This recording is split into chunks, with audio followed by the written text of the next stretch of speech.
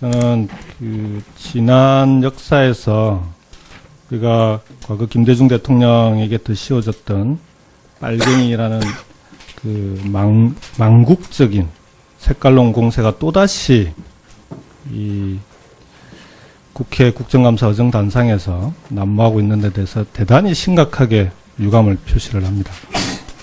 질의드리겠습니다. 여러 의원님들께서 흥진호 납포 관련해서 질의를 하고 계시는데요. 차장님, 제가 몇 가지 확인 좀 드릴게요. 지금 우리 어선들이 이 실종이 됐을 때, 이제 실종 상황이 발생했을 때라고 하는 것은 언제를 말씀드리는 거죠? 그렇죠. 어선들은 지금 특히 북한에 근접해서 조업을 할 때는 매일 하루씩 위치 보고를 하게 돼 있죠. 좀 해역마다 좀 틀린데요. 예. 이제 NLL 근방에 있는 특정 해역에서는 하루에 2회 또는 3회 이렇게 위치 보고를 하게 돼 있고요. 수협업 통신국에 무선으로 보고를 하게 돼 있는 거죠. 그렇습니다. 그다음에 근데 위치 보고, 잠깐만요. 위치 보고가 없을 때, 갑자기 사라졌을 때 이걸 확인할 수 있는 방법이 있습니까?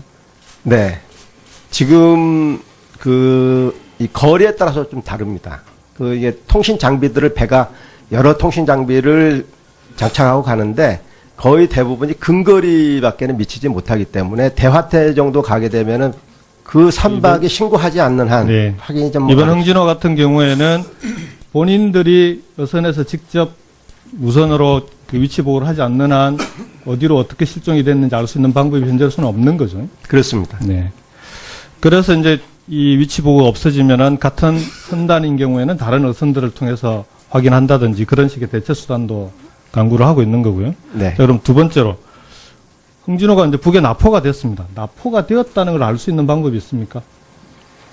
납포가 됐다는 것을 저희들도 이제 사례로 확인해 보니 납포를 당할 당시에 그 선장이 저희들한테 신고하는 경우가 대부분이었습니다. 그렇죠. 과거에는 남북 간에 한라인이 있어가지고요. 아까 어느 의원님께서 2010년도에 대성호 사례를 드셨는데 그때는 남북 간에 한라인이 살아있을 때입니다. 네. 그렇게 해서 납포가 되면은 바로 연락이 온다든지 해서 납포 사실을 바로 알게 되는데 지금은 남북 간에 한라인이 언제 끊어졌죠? 마지막 끊어진 게 개성공단 폐쇄할 당시 군 통신선이 끊어졌습니다. 2016년 2월인가 그렇죠? 네네. 네. 그 이후에는 지금 남북 간에 한라인도 연결돼 있지 않고, 그러니까 과거 정부에서 이런 납포 사실을 최소한 즉각적으로 확인할 수 있는 그런 최소한의 한라인조차도 남겨놓지 않은 거 아닙니까, 지금?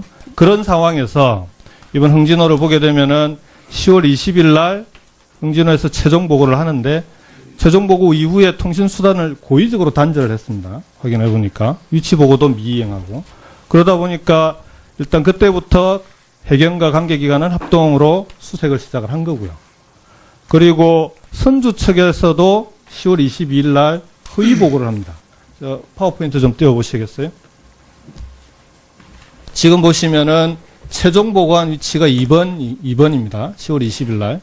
그리고 통신수단을 끊고 들어가서 북해역에서 조업을 하다가 21일 날 납포가 됩니다. 근데 22일 날 선주 가족 측 그리고 선주 측에서 3번 위치에서 최종적으로 조업을 하고 있었고 자기들이 통신을 했다라고 허위 보고를 한 거 아닙니까? 네. 그래서 그 주변을 이제 수색을 한 거죠. 그러니까. 네.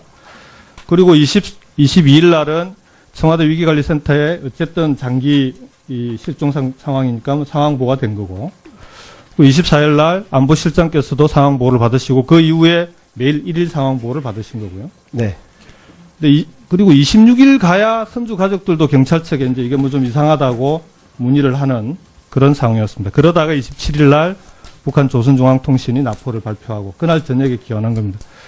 저는 이 과정에 정부 측에서 납포된 이후에 납포 사실을 확인도 못하고 무능하게 뭘 했냐라고 하는 그런 문제 제기는 좀 적절하지 않다고 봅니다. 오히려 거꾸로요.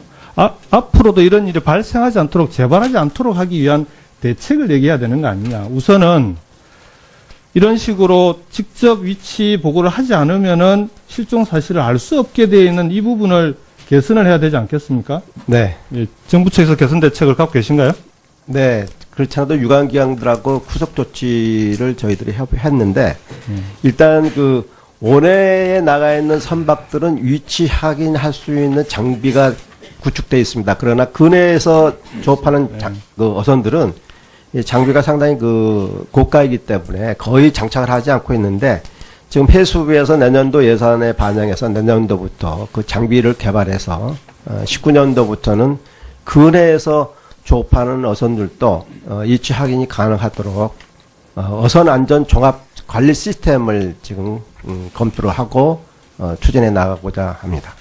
알겠습니다. 이번 흥진호 사건을 그 교훈으로 삼아서요. 다시 이런 일이 지금 사실은 대하태 여장이 워낙 그 북측 해역에서 조업이 잘 되고 하니까 아무래도 그런 유혹을 많이 느끼지 않습니까? 선주들이. 그래서 그런 일이 재발하지 않도록 설사 그런 유혹을 느끼더라도 제도적으로 또 그리고 장비를 통해서 확인 가능하게끔 신속하게 좀 대책을 당부를 드리겠습니다. 정책실장님께 질문 좀 드리겠습니다.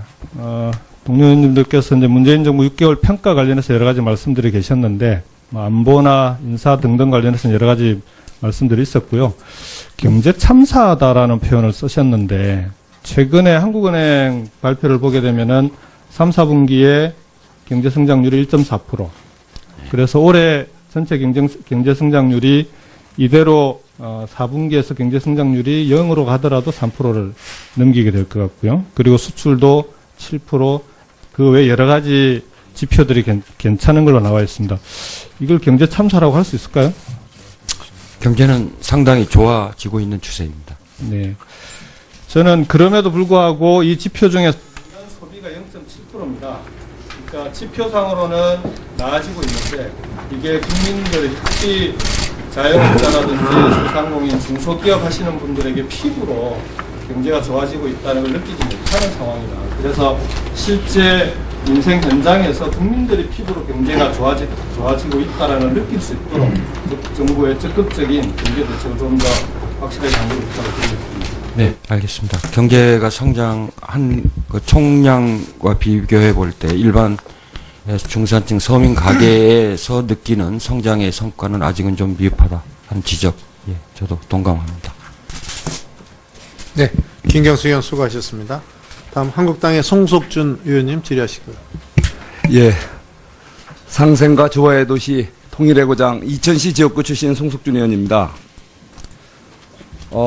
우리 국민 안전 그리고 국가 안보는 여와 야를 넘어서 그리고 정권을 넘어서 정말 우리 최고의 국가의 가치이자 국가의 책무이라고 생각합니다. 동의하십니까, 비서실장님? 예. 예, 그런 점에서 저는 이번에 흥진호 사태를 보면서 상당히 참담함과 안타까움을 금할 수가 없습니다.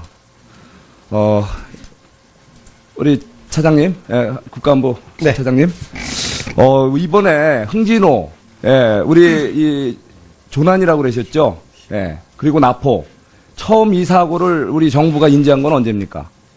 22일 날 08시경으로 알고 있습니다. 누가 처음 인지했죠?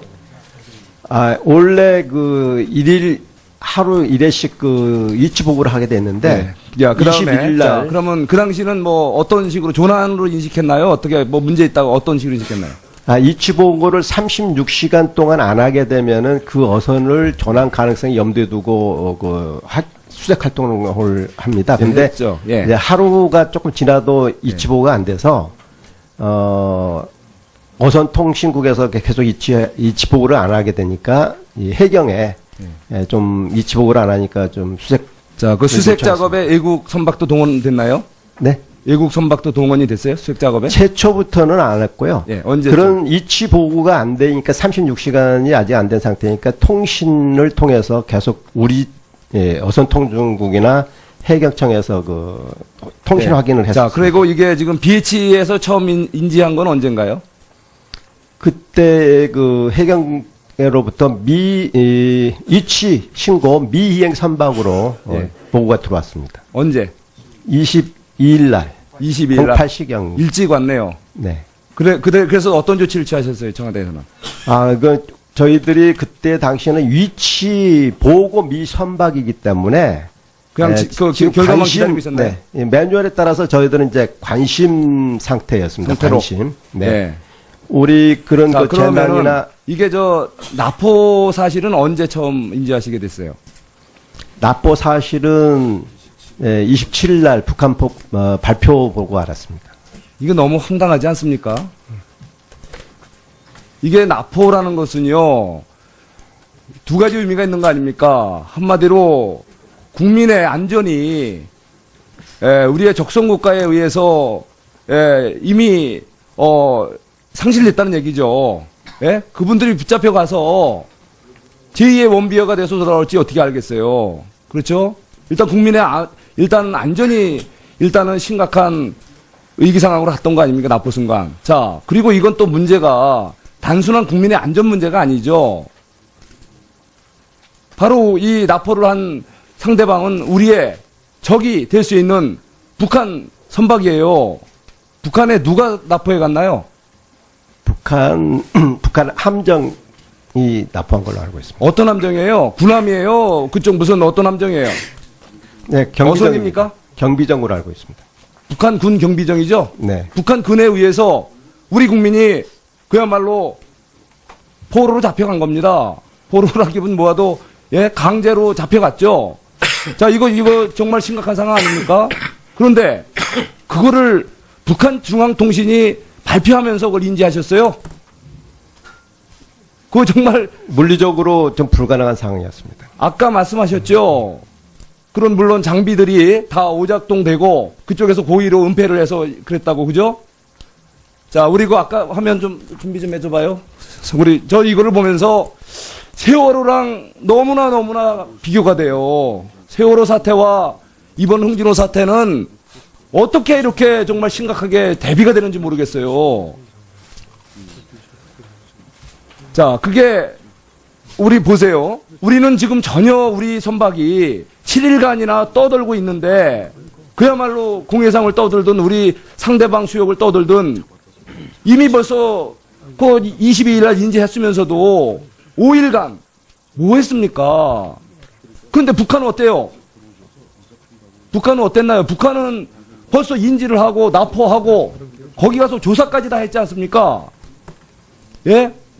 그 조사까지 수역은 하고서 북한 27일 날 자기들이 먼저 우리에게 알려주고 또 송환까지 했어요.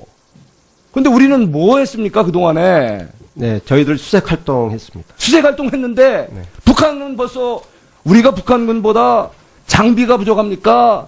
우리가 예산이 부족합니까? 네, 물리적으로 불가능한 상황이었습니다. 자, 물리적으로 불가능하셨다면 다시 한번 묻겠습니다. 자, 세월호 사고가 터진 게 언제입니까? 2014년이에요. 3년 전이에요. 자, 그것 때문에 이렇게 대통령이 탄핵되고 구속까지 됐어요. 그리고 이거 국감 시작할 때 30분이 보고가 됐다 잘못했다 이렇게 얘기하는데 물리적으로 불강력이었다. 우리 대한민국 이렇게 한심한 나라입니까?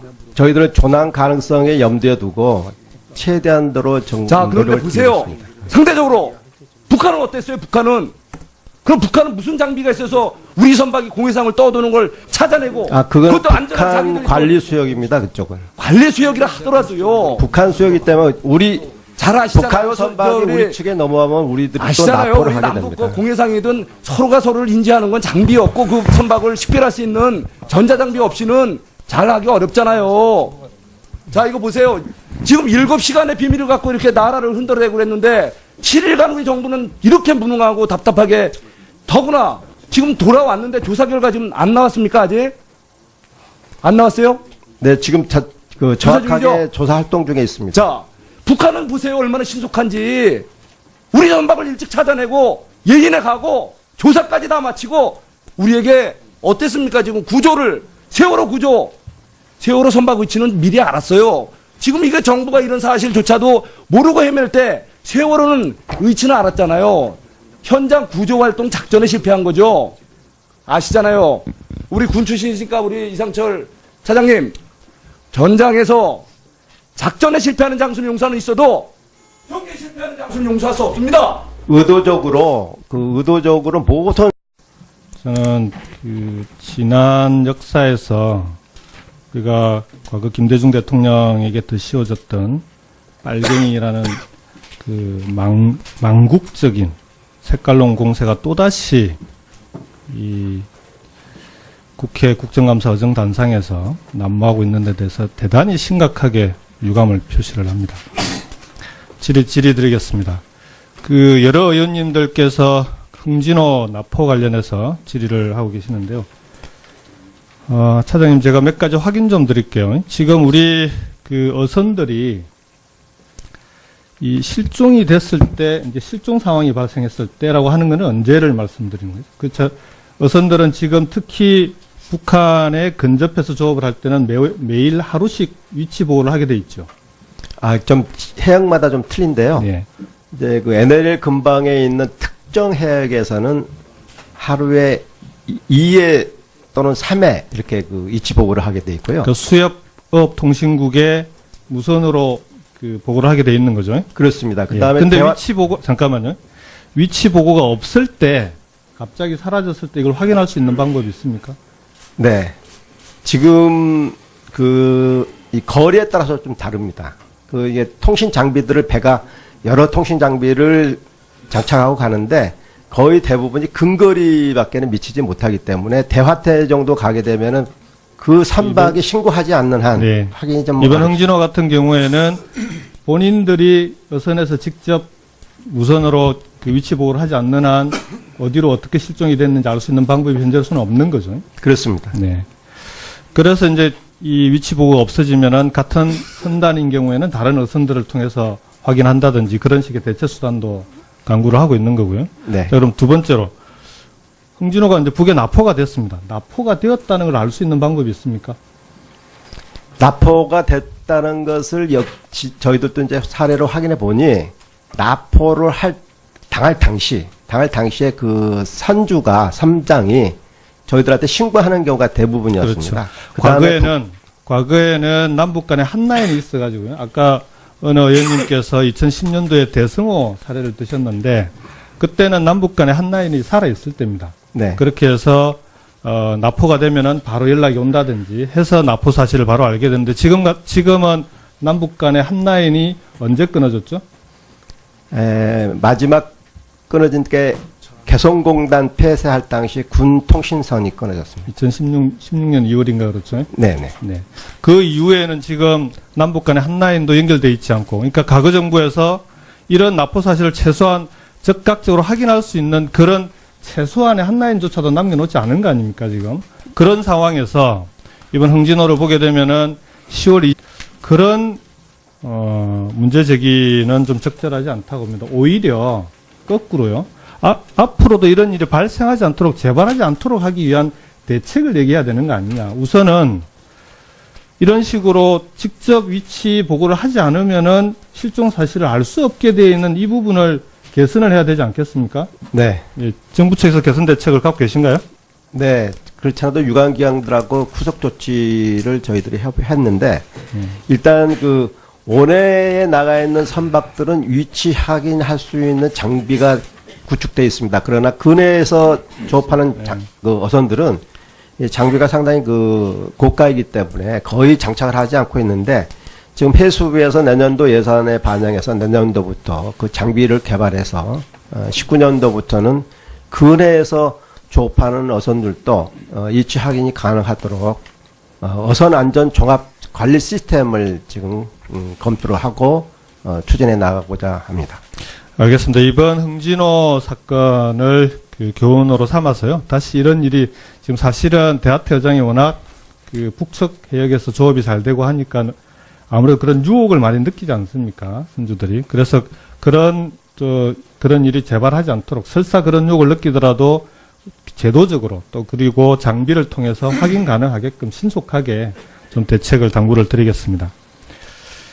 정책실장님께 20일 날 흥진호에서 최종 보고를 하는데 최종 보고 이후에 통신수단을 고의적으로 단절을 했습니다. 확인해 보니까 위치 보고도 미이행하고 그러다 보니까 일단 그때부터 해경과 관계기관은 합동으로 수색을 시작을 한 거고요.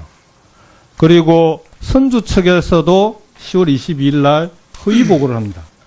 파워포인트 좀 띄워보시겠어요? 지금 보시면은 최종 보고한 위치가 2번입니다. 10월 20일 날. 그리고 통신수단을 끊고 들어가서 북해역에서 조업을 하다가 21일 날 납포가 됩니다. 근데 22일 날 선주 가족 측 그리고 선주 측에서 3번 위치에서 최종적으로 조업을 하고 있었고 자기들이 통신을 했다라고 허위 보고를 한 거 아닙니까? 네. 그래서 그 주변을 이제 수색을 한 거죠. 그러니까. 네.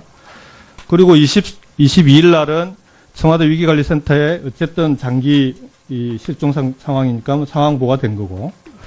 24일 날 안보실장께서도 상황 보고를 받으시고 그 이후에 매일 1일 상황 보고를 받으신 거고요. 네. 근데 그리고 26일 가야 선주 가족들도 경찰청에 이제 이게 뭐 좀 이상하다고 문의를 하는 그런 상황이었습니다. 그러다가 27일 날 북한 조선중앙통신이 납포를 발표하고 그날 저녁에 기원한 겁니다. 저는 이 과정에 정부 측에서 납포된 이후에 납포 사실을 확인도 못하고 무능하게 뭘 했냐라고 하는 질문 좀 드리겠습니다.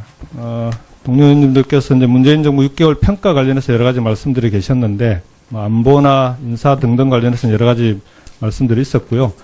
경제 참사다라는 표현을 쓰셨는데 최근에 한국은행 발표를 보게 되면은 3, 4분기에 경제 성장률이 1.4%. 그래서 올해 전체 경제 성장률이 이대로 4분기에서 경제 성장률이 0으로 가더라도 3%를 넘기게 될 것 같고요. 그리고 수출도 7%, 그 외 여러 가지 지표들이 괜찮은 걸로 나와 있습니다. 이걸 경제 참사라고 할 수 있을까요? 경제는 상당히 좋아지고 있는 추세입니다. 네. 저는 그럼에도 불구하고 이 지표 중에 소비가 0.7%입니다. 그러니까 지표상으로는 나아지고 있는데 이게 국민들의 특히 자영업자라든지 소상공인, 중소기업 하시는 분들에게 피부로 경제가 좋아지고 있다는 걸 느끼지 못하는 상황이다. 그래서 실제 인생 현장에서 국민들이 피부로 경제가 좋아지고 있다는 걸 느낄 수 있도록 정부의 적극적인 경제 대책을 좀 더 확실하게 강조를 부탁드리겠습니다. 네, 알겠습니다. 경제가 성장한 그 총량과 비교해 볼 때 일반 중산층 서민 가계에서 느끼는 성장의 성과는 아직은 좀 미흡하다 하는 지적, 예, 저도 동감합니다. 네. 김경수 의원 수고하셨습니다. 다음 한국당의 송석준 의원.